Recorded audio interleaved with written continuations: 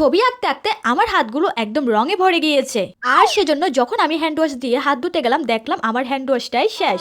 তাই ভাবছি ডেটল সাবান দিয়ে বাসায় বসে একটা হ্যান্ড ওয়াশ বানিয়ে নিলে কেমন হয়।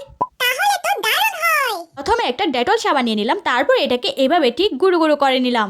এখানে কিন্তু আমি একদম অল্প পরিমাণে ডেটল সাবান নিয়েছি, তোমরা তো দেখেই বুঝতে পারছো। এরপর নিয়ে নিলাম গরম পানি।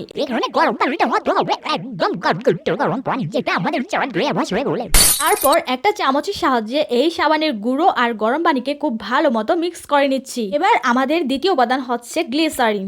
এখন যেহেতু শীতকাল, আমার ধারণা মতে প্রায় সবার বাসায় গ্লিসারিন আছে। এখানে পরিমাণ মতো গ্লিসারিন দিয়ে ভালোভাবে মিক্স করে নিতে হবে।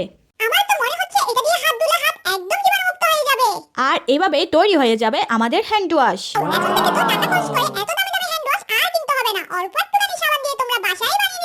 তোমাদের কাছে আমার বানানো হ্যান্ড ওয়াশটা কেমন লেগেছে?